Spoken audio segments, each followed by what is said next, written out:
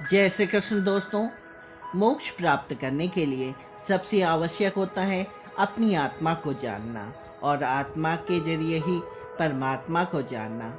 तो दोस्तों, आपके मन में भी यह सवाल जरूर आता होगा कि आत्मा क्या है, क्या आत्मा अच्छी या बुरी होती है। तो चलिए दोस्तों, आज हम लोग इसी विषय पर चर्चा करते हैं। आत्मा के बारे में सबसे प्रमाणित उल्लेख भगवद गीता में मिलता है। कहा गया है कि आत्मा अविनाशी है, इस पर किसी प्रकार की प्रकृति का भाव का असर नहीं होता।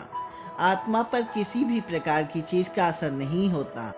आत्मा का एक ही स्वाभाविक गुण है, स्वाभाविक रूप से प्रसार करना और ईश्वर में विलीन होना। जब तक आत्मा ईश्वर तक अपने मुख्य बिंदु तक नहीं पहुंचती, तब तक शरीर बदलती रहती है। अब प्रश्न यह आता है कि क्या आत्मा को देखा जा सकता है। तो दोस्तों, आत्मा को देखना सामान्य रूप से संभव नहीं है। इसके लिए ईश्वर कृपा और सूक्ष्म दृष्टि होनी चाहिए। आत्मा के अंदर पृथ्वी तत्व नहीं होता, अतः वायु के समान गमनशील होती है। सामान्य रूप से आत्माओं का अनुभव होने पर सुगंध का अनुभव होता है या कोई गंध सी आती है।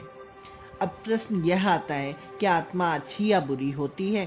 तो दोस्तों, आत्मा अच्छी या बुरी नहीं होती, इनके साथ जुड़े हुए संस्कार या जुड़ा हुआ मन अच्छा या बुरा होता है। बुरे संस्कार होने से आत्मा को बुरा शब्दों में प्रयोग किया जाता है और यह आमतौर पर अज्ञानी तांत्रिक ही करते हैं।